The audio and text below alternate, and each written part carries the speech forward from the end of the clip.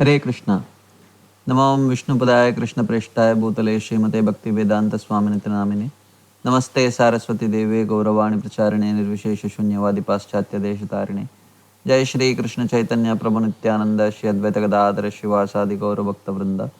Hare Krishna Krishna Krishna Hare Hare, Hare Ram Ram Ram Hare Hare. Hare Krishna. So welcome back to the 6th day of this course, The Royal Road Ahead, Bhava and Prema Bhakti. And as I mentioned before, this is the third course in the sequel, which started with rediscovering Vaidhi Sadhana Bhakti, then demystifying Raganuga Bhakti. That was the second course, and this is the third course.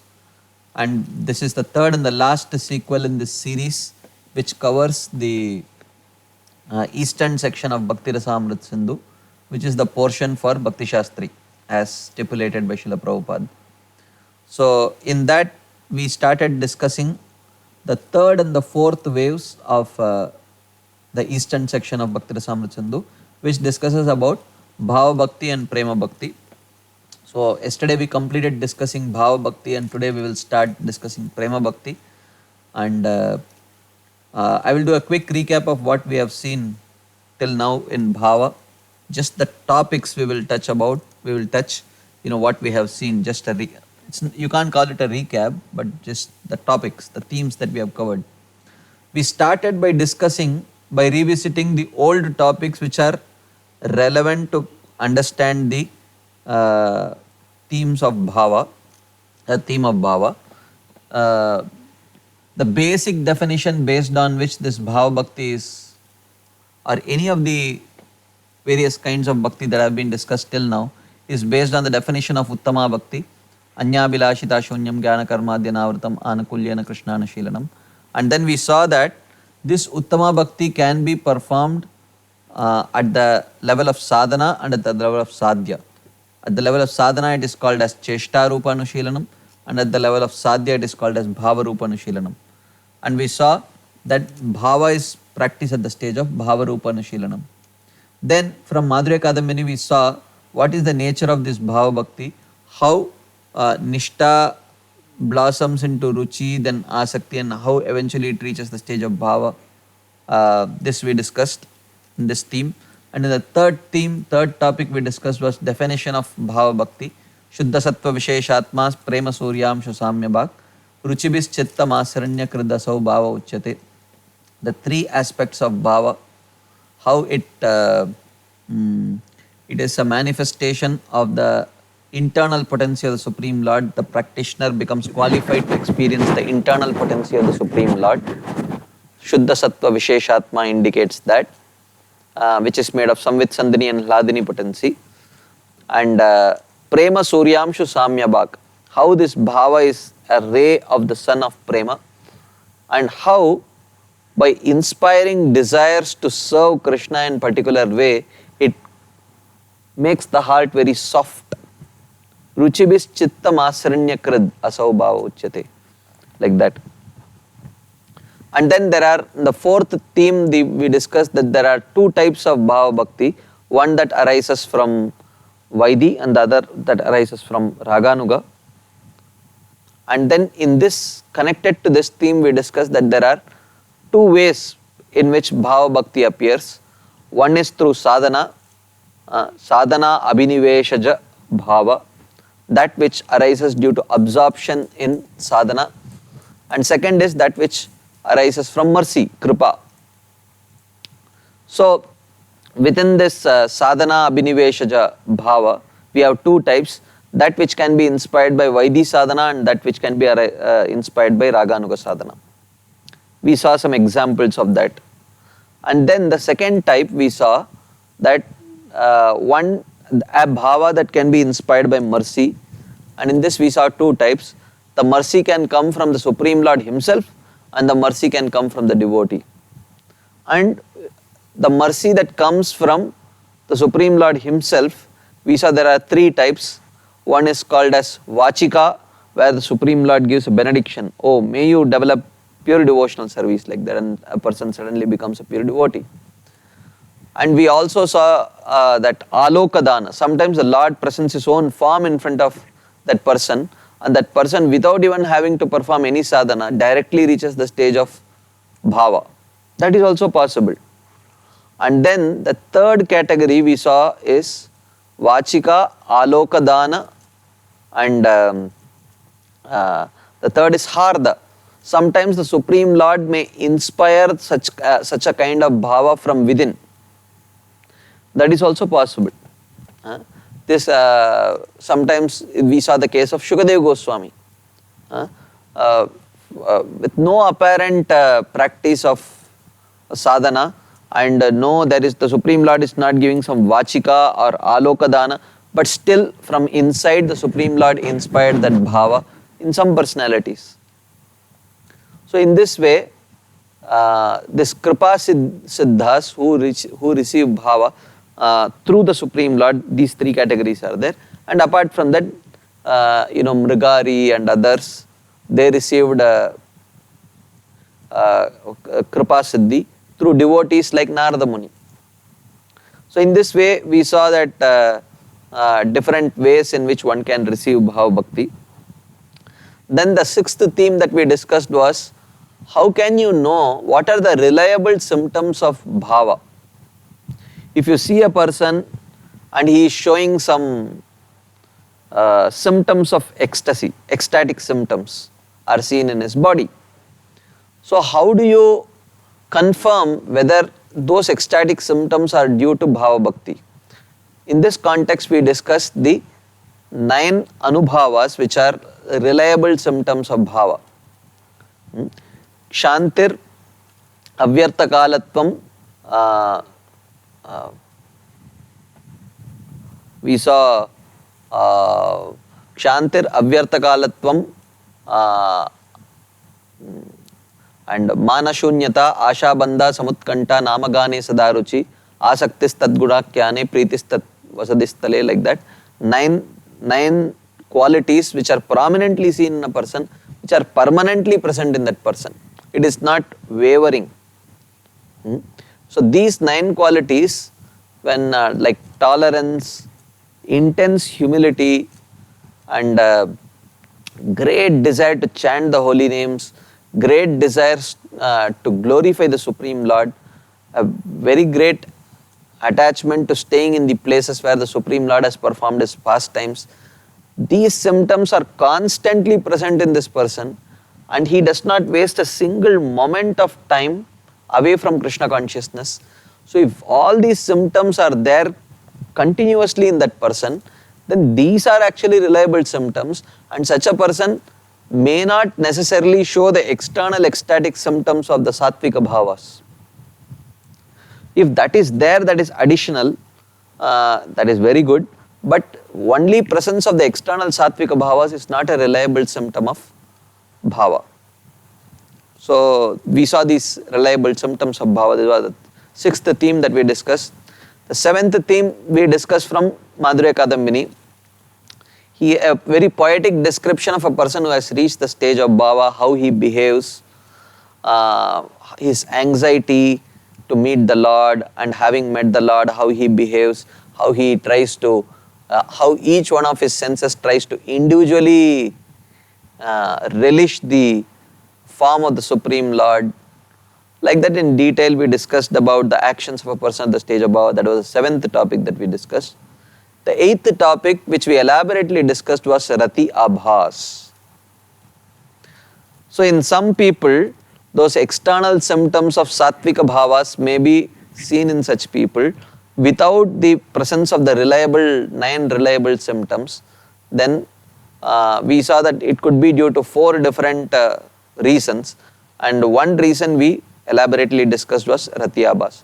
The 4 reasons are that person, in seeing or experiencing a spiritual subject matter, is probably meditating on some material things, and that is generating that emotion. That could be one reason. The second reason is that he feels a sentimental attraction towards the Supreme Lord or things related to the Supreme Lord. So that sentimental attraction also on a material level can generate emotions which may seem like external, which may seem like spiritual emotions, the sattvika bhavas. The third person is a plain cheater who is trying to gain some name, fame, prestige by showing off those ecstatic symptoms. This is the third possibility. And the fourth possibility is ratyabhas. So because the first three possibilities are fair and simple, because one is a cheater and the next two are plain material emotions which we anyway know about. It has nothing to do with spirituality. But the fourth symptom has something to do with spiritual potency.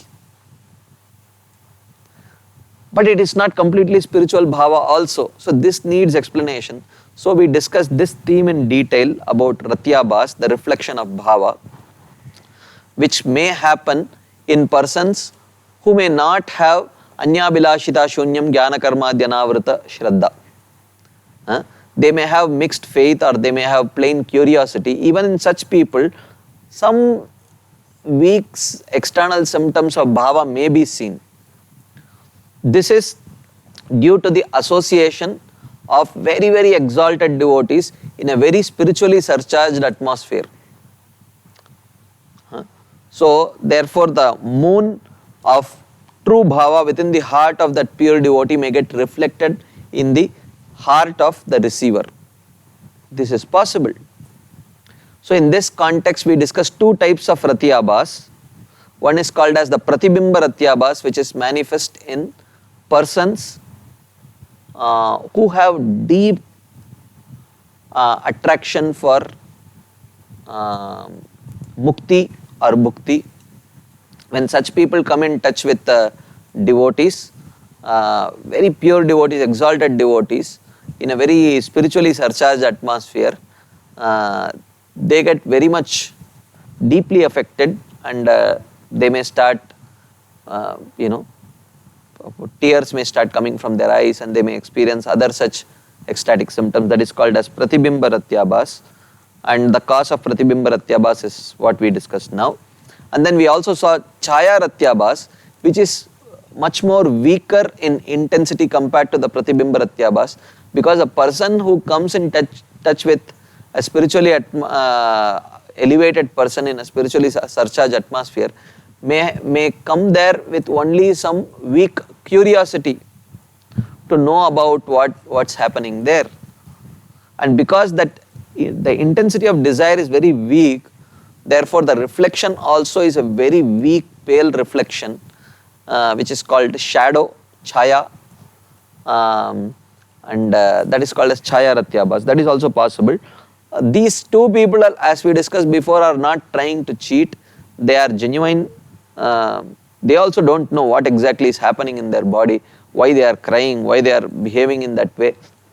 It's just the effect of the association of very exalted devotees in a very powerfully spiritually charged atmosphere.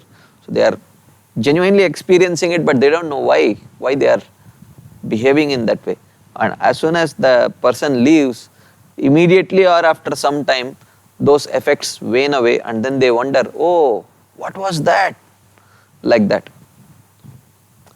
And then we saw that how one should be very careful about offenses. That was the eighth theme that we discussed in relationship with this ratyabhas only. We saw that how sometimes in the when we offend a very exalted devotee, then it can happen that even bhava can become bhavabhas or ratyabhas. Or sometimes the ratyabhas may vanish. So we saw that in this case, if the offense is very severe and against a very exalted devotee, then it can lead to that bhava also can vanish actually. If it is a medium offense, then that bhava can become bhavabhas. And if it is a very minute offense but to a very exalted devotee, that bhava can become an inferior type of bhava. For example, a sakya bhava can become a shanta bhava, like that. So the nature of bhava gets demoted or degraded, like that. So therefore one should be very careful about offending Vaishnavas or offending anyone for that matter. So then we discussed, therefore one should choose your association very wisely, because sometimes even a person who has very significantly advanced in his practice of devotional service, if he intimately starts associating with those people who have a deep desire for liberation and other such things, his bhava may degrade, and in worst cases it may become ahangropasana. He may start worshipping himself, considering himself as the Lord. And some examples were given, like in some cases you may see some neophyte devotees, due to strong association of Mayavadis, when they come in the association of devotees, they may start dancing in such a way. Are they trying to, you wonder, are they trying to glorify Krishna, or are they trying to attract attention to themselves? And sometimes through their actions it may seem like they are trying to imitate Krishna. So these are symptoms of association, such association with Mayavadis, association with liberationists, those who are aspiring for liberation, and other such bad association. So therefore we have to choose our association very wisely if we want to protect that bhava, if we had already received it, or in order to progress further to reach the stage of bhava, we have to choose our association wisely. Then the ninth theme that we discussed was how sometimes bhava may suddenly appear without any apparent practice of sadhana, and also you may not see any symptom of receiving kripa through Vaishnavas or kripa through the Supreme Lord, but suddenly the bhava appears. One should understand in such cases that in a previous lifetime one had reached that stage of bhava, and then due to some obstacle it was stopped, it was dammed up, and then suddenly in this life, at some point in this life, when that obstacle was removed, and then the bhava started flowing, and we didn't, and in such cases we may not see any apparent practice or any apparent reason why that bhava is manifested in that person. And then the 10th theme that we discussed was that of the various different types of bhava, 2 types of sadhana bhava which arises from sadhana, we saw Vaidhi and Raganuga, and 2 types of that which arises from kripa, one from Bhagavan, one from the devotee. Of these 4 types, Srila Rupa Goswami says that which comes through the mercy of Bhagavan is very powerful and it's very potent. And even amongst that which is that kind of bhava which is received by personalities like Putana and others directly from Krishna, and not even his expansions, that is considered to be the most, the crest jewel of all kinds of bhava. It is considered to be very special. And the 11th theme that we discussed was how one should neglect the faults of a bhava bhakta, because at the stage of bhava still very small traces of some offenses and some impressions may still be there, which may make the bhava bhakta to act externally in a not so pleasant way. But internally one should be convinced that he has reached the stage of perfection. So one should not judge him. And we saw a verse from the Narsingha Puran which says that these are like the black spots in the moon, but those black spots do not affect the light, the cooling rays that come from the moon. In the same way, faults present in a bhava bhakta externally will not affect his internal practice of bhakti. So therefore we should neglect the faults of such exalted bhava bhaktas. So because Rupa Goswami felt that, I have compared a bhava bhakta or a bhava bhakti to the moon, people should not think that the bliss of bhava bhakti is like the bliss experience through experiencing the cooling rays of a moon. He says, no, bhava bhakti is not like that. Bhava bhakti is tastier than millions of moons. We discussed this. Then the 13th theme we discussed was how This bhava exists in the form of these 5 ratis: Shanta rati, Dasya rati, Sakya rati, Vatsalya rati and Madhurya rati.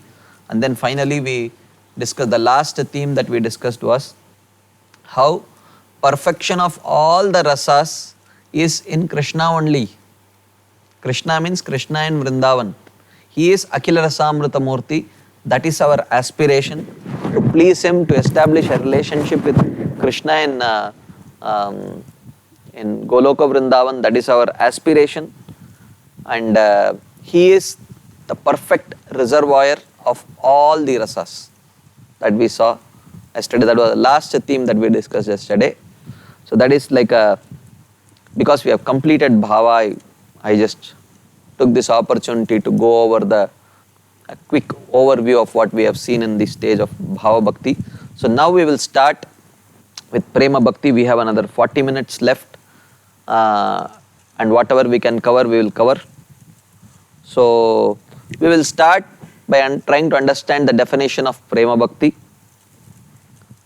So Srila Rupa Goswami said, Samyanmasrinita swanto mamatva tishayankitah bhavassa eva sandratma budair prema nigadyate.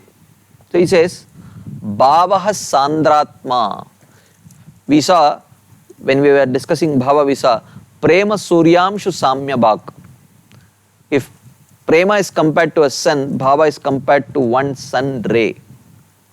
So when millions and trillions of such sun rays come together and they condense, it becomes the sun. So the primary quality of prema is that it has the essential raw material of bhava, but then condensed to an unimaginable degree. Bhavassa eva sandratma. That is prema. Budair prema nigadyate. This is the primary quality. And secondarily, this presence of prema, it is mentioned, samyak masrinita swanto. Swa antaha means one's own heart. Samyak means complete. Masrinita means completely softens. It makes the heart completely liquid and fluid. While in the case of bhava, it was mentioned, ruchibis chitta masranya krid asau bhava uchyate. Bhava softens the heart, whereas prema makes it completely liquid and it completely flows to the lotus feet of Krishna. So that bhava becomes completely manifest in prema. And one very important symptom that is seen at the stage of prema is mentioned here, atishaya mamatvankitah. Mamatva atishayankitah. That person is endowed with a very extreme level of possessiveness towards Krishna. Krishna is mine, Krishna is mine. And that atishaya mamatva, it is called as extreme level of possessiveness, is characteristic of the stage of prema. So these are the 3 qualities. Bhavassa eva sandratma, the condensed state of bhava. And the second is samyak masrinita swanto. It completely melts the heart through these desires to please Krishna, desires to engage in various pastimes with Krishna. And then the third thing is that atishaya mamatvankitah. It is characterized by extreme levels of possessiveness towards Krishna. So we will try to, this verse has been very elaborately commented by both Srila Jiva Goswami and Srila Vishwanath Chakravarti Thakur. We will see both their explanations, and it will throw some light on what this stage, what this exalted stage of prema is. Srila Jiva Goswami says, having explained bhava, the author now explains prema. The main quality, the Swarup Lakshan of this prema is that it's very condensed nature. We saw in the 6 qualities of Uttama Bhakti also, the 2 qualities that spoke about prema was Sandrananda Visheshatma and Shri Krishna Akarshini. Sandra Ananda, the bliss of prema is like the bliss of bhava condensed millions and millions of times. bhavasya eva sandratma. This is the Swarupa Lakshan. The other two qualities follow these qualities, therefore they are called as secondary qualities. The other two qualities are completely melting the heart and then this extreme level of possessiveness towards Krishna. These are the two secondary qualities. So it is mentioned that at the stage of prema, the heart becomes completely softened and fluid.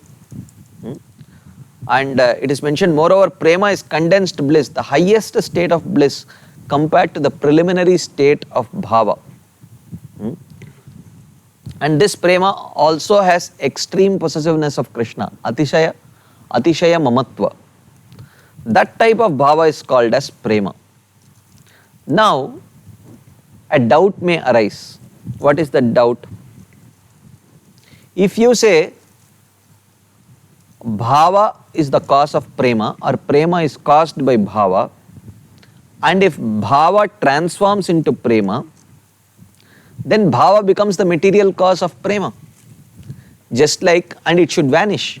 Like for example, if you have a lump of clay and the potter uses that lump of clay and shapes it into a nice pot and bakes it in the fire, paints it nicely. So now the clay has become the pot. The clay is the material cause of the pot. But once the pot is baked and ready, there is no clay. So clay is lost. So therefore, now the question is, if bhava is the cause of prema, the point is prema spiritual at all? And the second thing is, if bhava is the cause of prema, after bhava becomes prema, then does bhava vanish? Just like after the clay becomes the pot, the clay vanishes because the clay has only transformed into the pot. So these two questions manifest. So this is the argument of the Sankhya philosophy, because the atheistic Sankhya philosophy do not accept spirit. So therefore, the cause, when it becomes the effect, the cause is lost. So now bhava has become prema, does bhava get lost? That is the question. So they give an example, just like if you have sugarcane juice. When sugarcane juice is boiled, it becomes molasses. When molasses they get processed, those molasses become jaggery. And when jaggery is processed, it becomes unrefined sugar. And when that unrefined sugar is refined, it becomes refined white sugar. So, but at every stage you see, when the sugarcane juice transforms into molasses, the sugarcane juice is lost. And when molasses transform into jaggery, molasses are lost. And when jaggery transformed into unrefined sugar, the jaggery is lost. And when the unrefined sugar transforms into refined sugar, the unrefined sugar is lost. Only some impurities remain. So therefore, the question is, in the same way, when bhava becomes prema, then bhava cannot exist. Just like when the unrefined sugar became sugar, then the unrefined sugar also cannot exist. It cannot parallelly exist with the refined sugar if it has been completely transformed. So this is the argument. So therefore, when bhava becomes prema, then bhava must be lost. When prema becomes sneha, then prema must be lost. When sneha becomes raga, then sneha must be lost. Like that. So is that true? And then when finally it becomes mahabhav, which is the state in which Radharani's consciousness is towards Krishna, then all the previous stages must be lost. This is the argument put forth by some people. Or they could potentially put forth this argument if you say that prema is caused due to bhava. Now the answer is that this is not true. Because we are not talking about matter, we are talking about spirit. We are talking about Antaranga Shakti. We are not talking about Bahiranga Shakti. It is true in the case of matter, but this is not true in the case of spirit. Actually, bhava becomes prema, then bhava also exists, prema also exists. When prema becomes sneha, prema also exists, sneha also exists, and bhava also exists. When sneha becomes raga, bhava, prema, sneha, raga, everything exists. This is because these are all products of the antaranga shakti. This is not product of bahiranga shakti. Therefore, when Krishna, it is mentioned, about Krishna it is mentioned, Om Purnamada Purnamidam Purnat Purnamudachyate Purnasya Purnamadaya Purnameva Avashishyate. Krishna is the whole, and that which emanates from Krishna is complete. And when many millions of complete universe emanate from Krishna, he still remains complete. It is not like you have 100 kilograms of clay and from which you take out 50 kilograms of clay to make clay pots. 50 kilograms will only remain. But Krishna is not like that. If Krishna is 100 kilograms and if there are, you can remove 200, 300, 400, 500, 600, 700 kilograms of clay from Krishna, but still he will remain complete.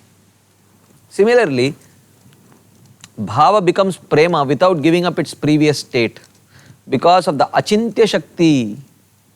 This is achintya. Because we know matter, therefore because we have not experienced spirit, therefore this is completely, this will short circuit our brain. We will think, how is it possible? 1 plus 1 is 2, 2 minus 1 is 1. But in spiritual mathematics, 1 plus 1 can be 1, 1 plus 1 can be 100, 1 plus 1 can be 1000, 1 minus 1 can be 2000 also. So therefore, this is spiritual mathematics, and because those of us who have experience of only matter, this is completely inconceivable. How is it possible? When bhava becomes prema, how can bhava also exist and prema also exist? So therefore there can be simultaneous existence of bhava, prema, sneha, raga, mana, pranaya, anuraga and mahabhav. Everything can coexist.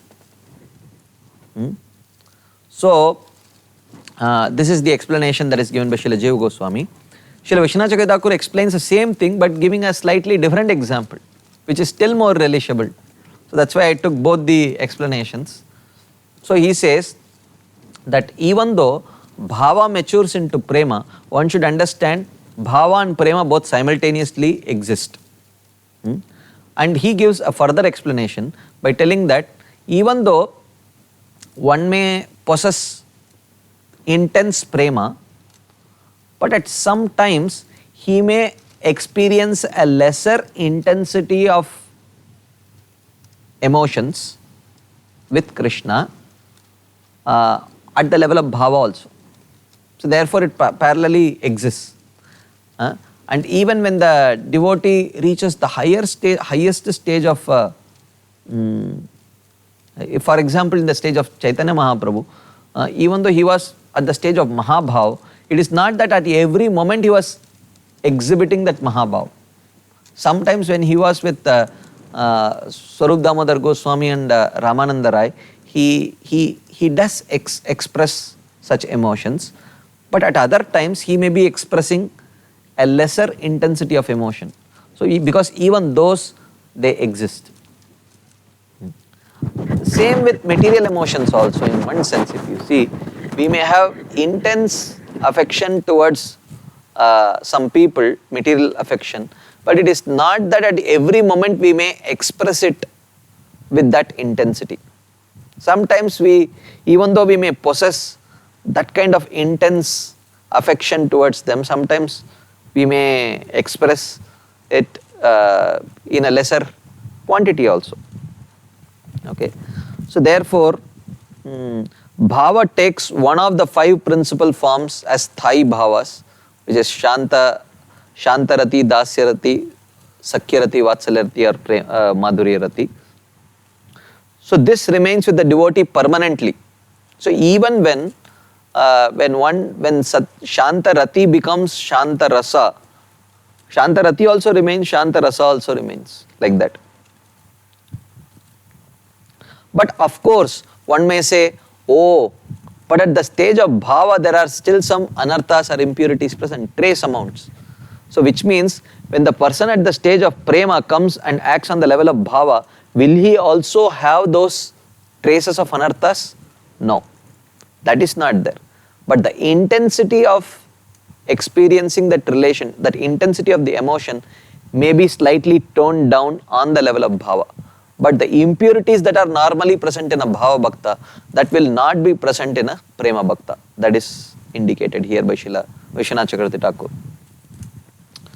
And an example, an interesting example is given here.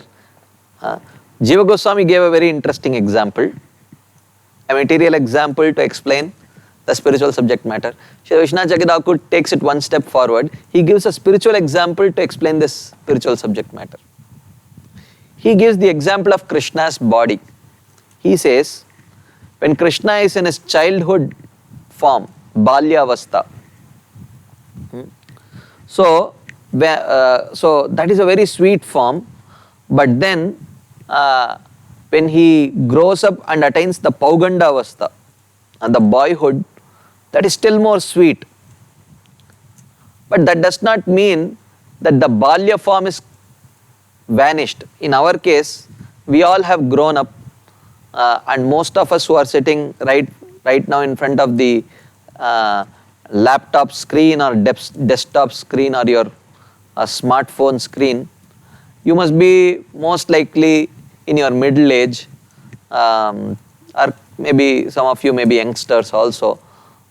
So you have passed through your childhood, boyhood, and you have reached your adulthood. And some of you may have passed through that also, and you have reached your middle ages, like that. But the earlier stages have vanished because we possess a material body. But because Krishna possesses a Sachidananda body, even though his Balya Avastha gives way to Pauganda Avastha and later Pauganda Avastha gives way to Kaishora Avastha, but still that Balya Avastha body and Pauganda Avastha body are also eternally present. Where are they present? He says that this is because Krishna's all pastimes are eternal. When Krishna from his Balya Avastha reaches the Pauganda Avastha, or from childhood to boyhood, the childhood body disappears from that particular Brahmanda, it appears at a different Brahmanda where Krishna's childhood pastimes are manifesting. So it just becomes unmanifest, but it is there eternally. That form is there eternally. And then when he goes from his Pauganda to Kaishora Avastha, that Pauganda body goes to that different universe where Krishna's Pauganda pastimes have started or are going to start. So therefore, Krishna's forms are eternal. His Balya form, Pauganda form, Kaishora form, it is all eternal. It just becomes manifest in front of our eyes at particular times. Okay, like that. So the Balya body appears wherever the Balya pastimes begin in the Vrindavan within a particular universe. The Balya body of Krishna will also appear in a future Kalpa of Brahma, in the same place. On the next day of Brahma, when Krishna appears in Vrindavan, again that same Balya form come back again. So like that. And another example that he gives is the appearance, the rising and setting of sun. When sun sets here, that same sun is rising somewhere, and that same sun is midday sun somewhere else, and it is setting right here, like that. So getting back to the present case, among those who have bhava, prema and other sthai bhavas, when a particular sthai bhava appears in a devotee under particular conditions or causes, one should understand that the other bhavas are still present in the devotee but in unmanifest form. So it is unmanifest. But it is there. So in Chaitanya Mahaprabhu, who can potentially exhibit Mahabhav? Mahabhav is there, Raga is there, Mana is there, Pranaya is there, Sneha is there, Prema is there, Bhava is there. And at different stages he can exhibit one of them. Like that. They all can parallelly exist, even though one gives rise to the other. This is spiritual reality. Similarly, among material persons who have anger, lust and, this is the third explanation, third example, analogy that Srila Vishwanath Thakur gives, that even though in a material person, lust, anger, envy, greed, illusion and pride, all such anarthas may be there, but at a particular point of time, only one anartha may manifest, and you may say, oh, see, he is a lusty person. And when that object of lust is taken away, then he starts acting in a very angry way. And you may say, oh, see, here is an angry person. Angry means, he said that only anger is his only possession. Anger is the only anartha that he possesses. No. He possesses other anarthas also, but under the current circumstance, it has triggered off only one of those anarthas. Like that. So, in this way, both Srila Vishwanath Thakur and Srila Jiva Goswami very beautifully explain the definition of Prema Bhakti. Samyak Masranita Swantar. What was the definition? Samyak Masranita Swanto Bhavasya eva Sandratma Budair Prema Nigadyate. It was mentioned by Srila Rupa Goswami. Samyak Masranita Swanto Mamatva Atishayankitah Bhavasya eva Sandratma Budair Prema Nigadyate. Three symptoms of prema are completely the heart becomes melted due to the experience of, due to the eagerness to experience the relationship with Krishna, and it is also characterized by intense mamatva, a sense of belonging or possessiveness towards Krishna, and this is the condensed form of bhava. So this is about the definition of Prema Bhakti, and we saw in here the explanation by Srila Jiva Goswami, who gives one analogy to explain this, and Srila Vishwanath Thakur gives three other analogies to explain this concept of how bhava becomes prema. So now we will go to the next theme, in which we will see some proof for the definition of Prema Bhakti. Because if Rupa Goswami has presented the concept of prema, but there must be some shastric proof for this. Otherwise, on what basis is Srila Rupa Goswami presenting this prema? So first he starts quoting from the Pancharatra scriptures, where it is mentioned, Ananya mamata Vishnau mamata prema sangata bhaktirityuchyate Bhishma prahlādodava naradaihi. He says, prema iti uchyate. Prema is defined by Bhishma, Prahlada, Uddhava, Naradaihi. By Bhishma, Prahlada, Uddhava, Narada and other such great personalities, they define prema in this way. As what? Bhaktihi, as that bhava, Vishnau Sangata Mamata, which has possessiveness related to Vishnu, Ananya Mamata, and there is no mamata or possessiveness towards anything else. There is mamata towards only Krishna. So this is prema. So one aspect of prema which was mentioned as atishaya mamatva ankitah. The person is endowed with an intense feeling of possessiveness towards Krishna. So in order to prove that aspect, this verse from Pancharatra is given. So you may say, but this definition of Pancharatra does not possess the other two aspects. True, but the Rupa Goswami's definition is specifically meant to explain what is prema. Therefore, it has to have all the elements of prema. But this Pancharatra verse just focuses on this one aspect of intense possessiveness towards Krishna. Therefore, it is not meant as a verse that is meant for, elaborately discussing all the aspects of prema. Therefore, the other two aspects of the definition may not be there, but it should be understood. So, he says it should be understood that starting from verse 6, we will see that little later, the author will give examples to support his own definition. Here he quotes a different definition of prema in order to show its agreement with its definition by consideration of the grammar.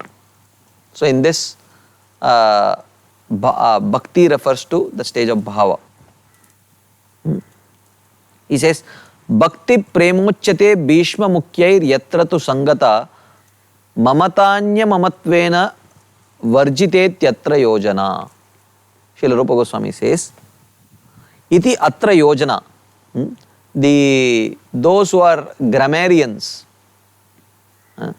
they give the following explanation to the above verse. They say, Bhaktihi prema uchyate. Bhava is called as prema. Bhishma Mukyar by Bhishma, Prahlada, Narada, etc. Yatra tu sangata mamata, where there is possessiveness related to Vishnu, anya mamatvena varjita, and there is no possessiveness towards any other thing in this world. So this is, basically you may say that what is the difference between the previous verse and this verse? Because in the previous verse, if you know Sanskrit, this explanation does not very obviously come out. Therefore, using an analysis of grammar, Srila Rupa Goswami is explaining that how this explanation of this translation or this explanation of this verse is a bona fide explanation, like that.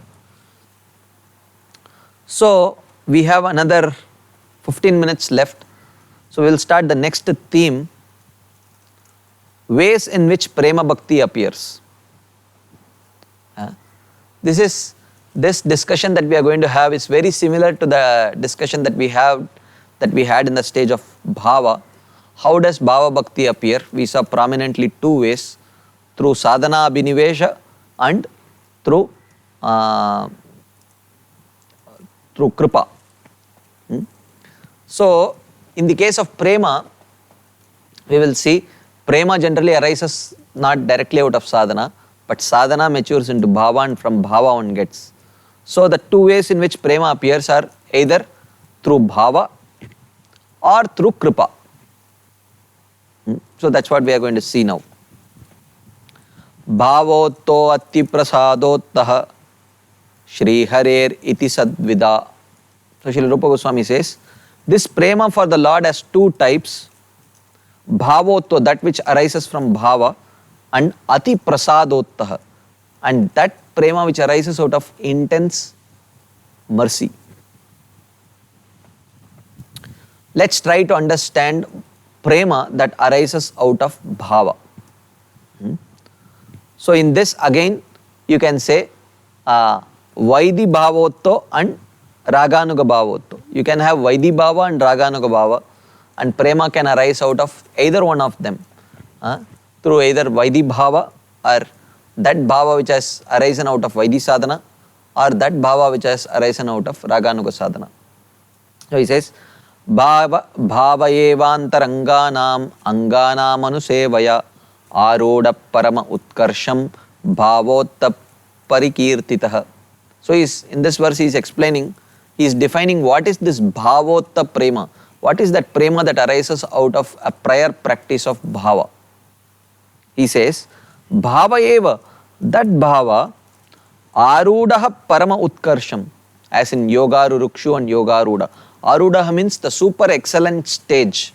Parama utkarsham, supreme excellence.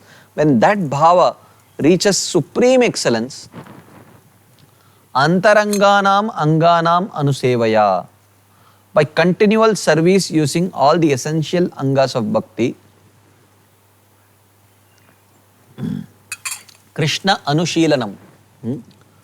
Anushilanam, which is continuous execution of all the limbs, all the important limbs of devotional service. When that bhava by such an execution of bhakti reaches the stage of supreme excellence, bhavotta parikirtitah, that prema is called as bhavotta prema. By proper practice of sadhana, one reaches the stage of bhava, and by executing devotional service on the platform of bhava, one reaches the stage of prema. That is called as bhavotta prema. That prema which is born out of a prior exhibition of the stage of bhava. Okay. So now we will see some examples for Vaidhi bhavotta prema and Raganuga bhavotta prema. Prema born out of a Vaidhi bhava and prema born out of Raganuga bhava. First example of prema born out of Vaidhi bhava, it comes from the 11th canto of Srimad Bhagavatam, teachings of the Navayogendras to Nimi Maharaj, the 2nd chapter. They say, very famous verse, Evam vratasva priyanama kirtya jatanurago druta chitta muchchaihi hasatyato diti rauti gayati unmadavadrityati loka bahyah. It is mentioned, Evam vratah, very interesting usage of words and interesting analysis by the acharyas also here. The word vratah means some vows. It means some injunctions. And injunctions means Vaidhi sadhana. So therefore in this way they say, Evam vratah, having performed his vows according to Vaidhi bhakti. Evam vrata, in this way by performance of Vaidhi bhakti, Swapriyanama kirtya. What kind of vrata?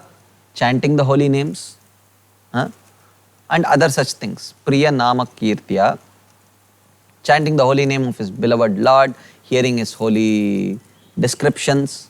In this way, when one reaches the stage of prema, Vaidhi bhavotta prema, jatanurago, he develops great attachment. Atishaya mamatva is developed towards that Supreme Lord. Druta chitta. Druta chitta means samyak masrinita swanto. The heart completely becomes molten, melted.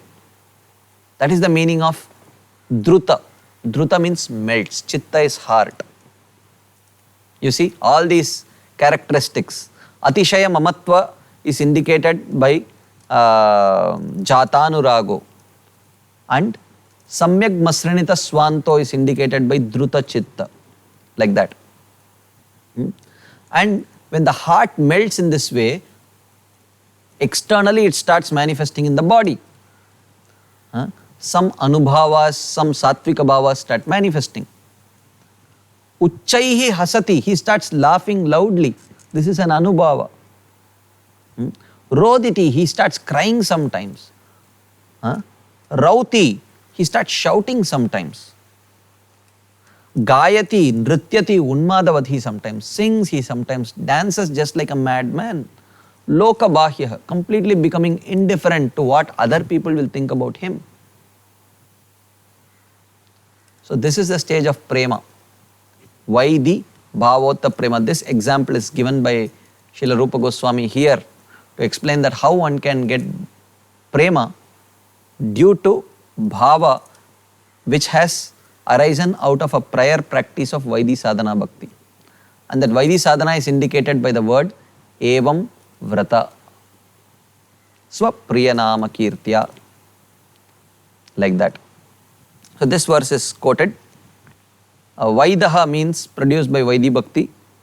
By following the rules of Vaidhi sadhana bhakti, Vaidha bhava appears, and from Vaidha bhava appears a corresponding prema, which is called as Vaidhi bhavotta prema, like that. Evam vrataha, the word vrataha indicates that prema arose from, that bhava arose from Vaidhi bhakti, and from that Vaidha bhava arose that prema. The word priya indicates the attainment of bhava. Swa indicates that the devotee's possessiveness of the Lord. Swapriya, oh, he belongs to me. Atishaya Mamatva is indicated here. Jatanurago indicates extreme possessiveness. This Krishna belongs to me and me alone. And the word Priya Nama Kirtya indicates that bhava has appeared from chanting the holy name. Because the word Priya in this verse indicates that the Lord has become very dear to the chanter. Therefore, it refers to the stage of bhava.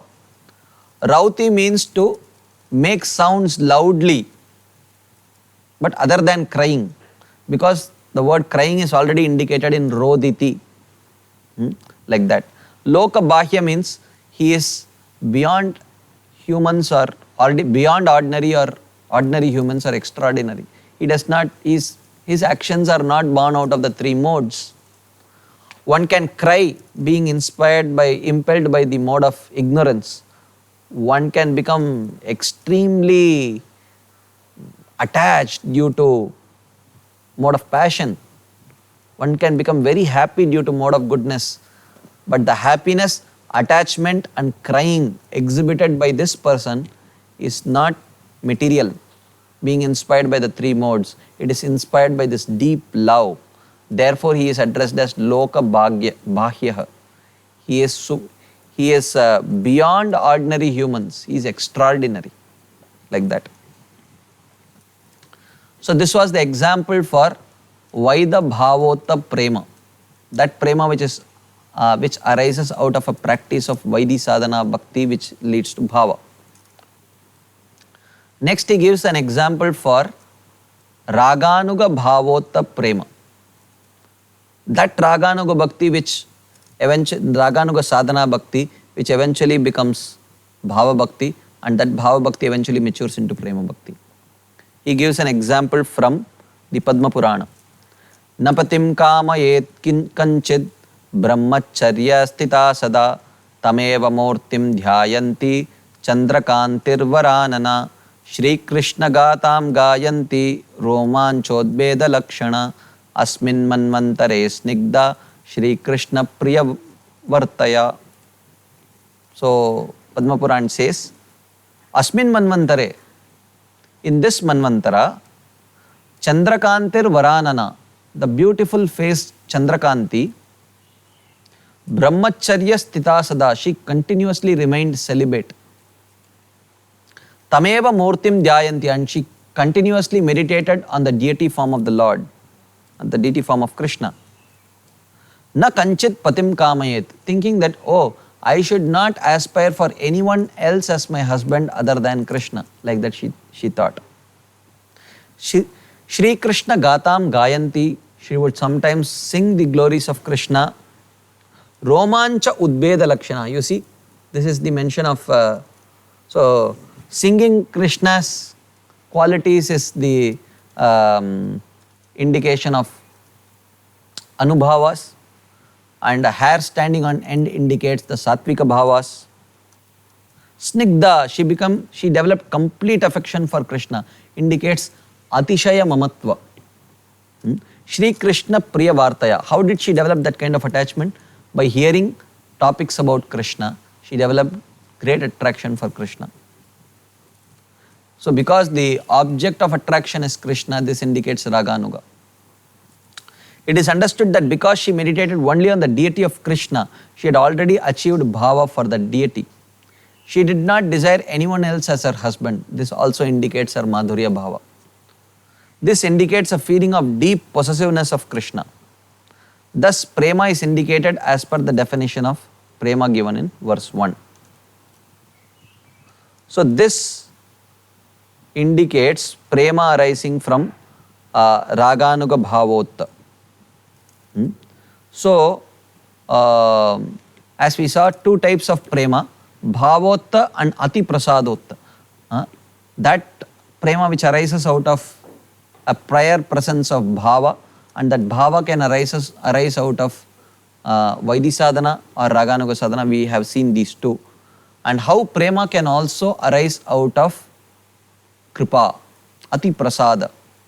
This discussion we will take tomorrow. So thank you very much for your patient listening. It was a great experience sharing this subject matter with you. hoping to have your association tomorrow also. Srila Prabhupada ki jai. Srila Rupa Goswami Pad ki jai. Bhakti Rasamrita Sindhu ki jai. Hare Krishna.